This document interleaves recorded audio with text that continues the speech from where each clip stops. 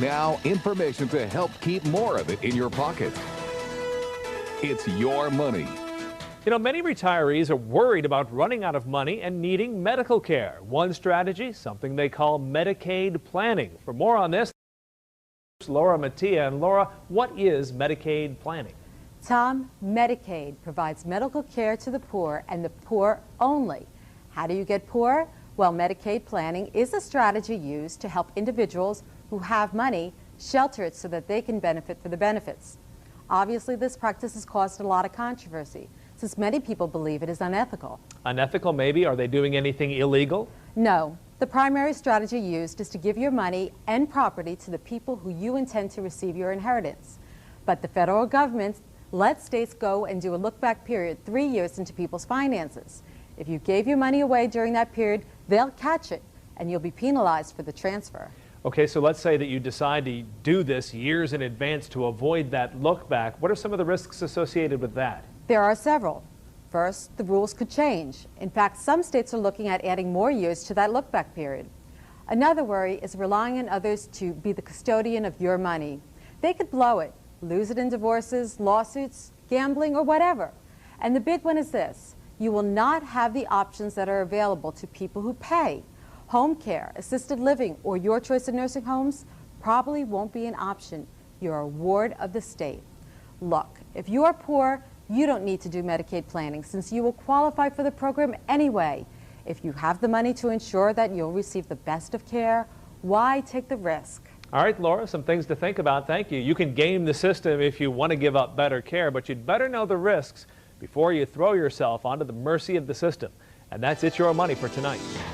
Now, information to help keep more of it in your pocket. It's your money. With college costs increasing at rates above inflation, many people are turning to 529 saving plans to save for college. But which is the best plan among the array of choices that are currently available? Let's ask Laura Mattia. Laura, I guess not all 529s are created equal. Tom, there are several things that somebody should look at to decide on what 529 plan to select. But the ultimate decision should include a comparison of investment management fees. Since the equity funds used by most plan managers are similar in likely returns, the net returns will be better from plans with lower expenses. All right, so which plans do you recommend here, and how is New Jersey's plan? Currently, the New Jersey plan fees are a little high, and we as New Jersey residents don't receive any tax incentives, so the plan is not terribly attractive. Among the dozens of plans available, Utah State is one of the best. They're using Vanguard as their fund manager, and their total management fees are below 0.3%. Even the runner-up plans in New York and Michigan have management fees of 0.7%, which are still much lower than other plans where the typical fees are in excess of 1.5%. So how does someone open up a 529 account? Do I need to go to a broker maybe, or a financial institution?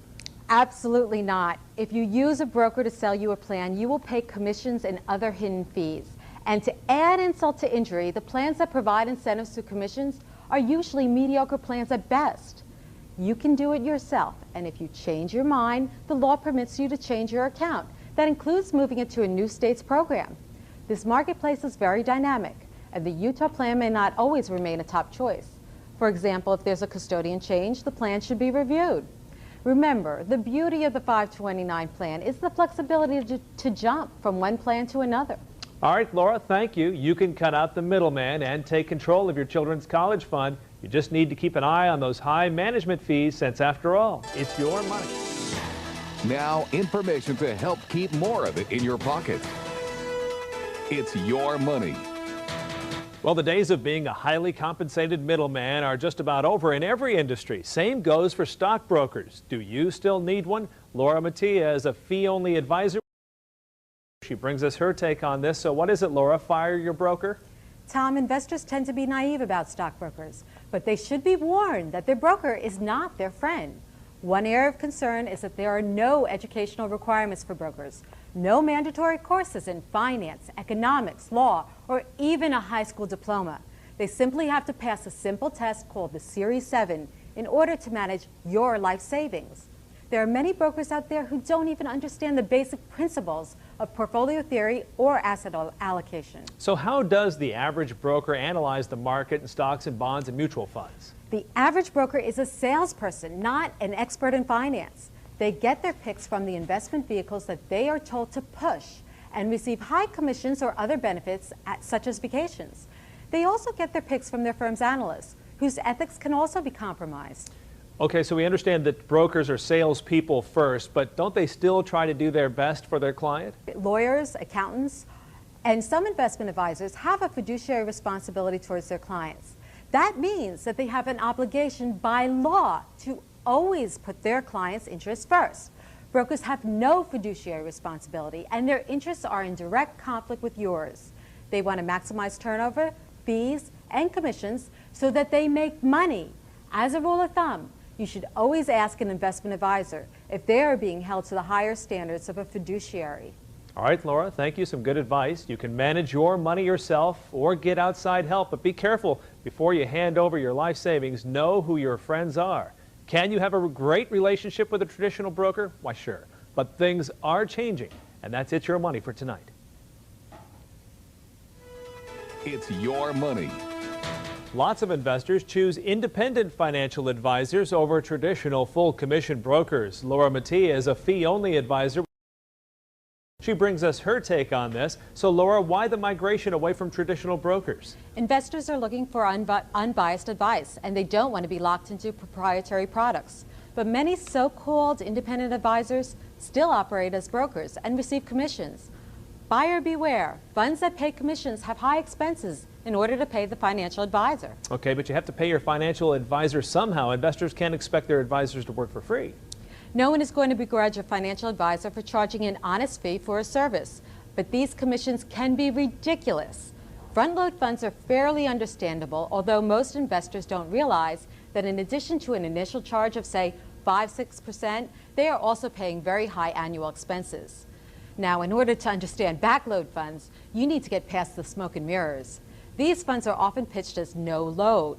Here lies the deception, since the advisor actually gets paid the same hefty commission at the time of sale as a front load.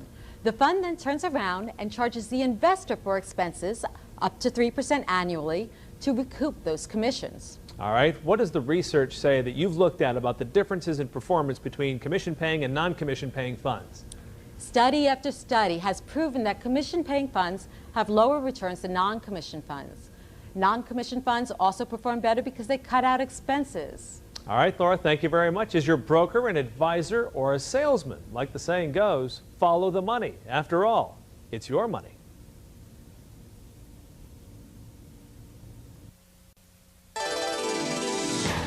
Now, information to help keep more of it in your pocket. It's your money.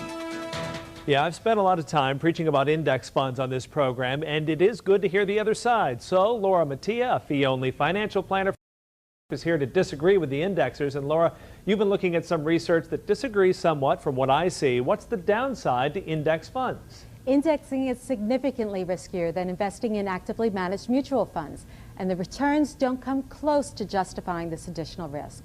Index funds get hit hard by drastic downturns, such as the recent 3-year bear market that began in 2000. The result, most index funds still are not where they began in 2000. By contrast, less volatile portfolios, which did not experience that same nosedive, are currently ahead of the game.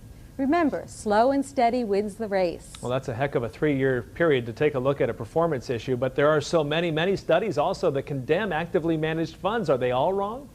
An interesting study due to be published this summer was discussed in the March 15th issue of the Investment News. Using Vanguard funds, the study demonstrated that over the long term, investors in actively managed funds earned higher returns and took less risk than if they invested in Vanguard's legendary index funds. 85% of the active managers failed to beat that market, and you can always look back and pick winners. Yes, however, don't forget, index funds never beat the market. In fact, they don't even meet it, since the index itself doesn't account for expenses or taxable events, which are both incurred by the fund.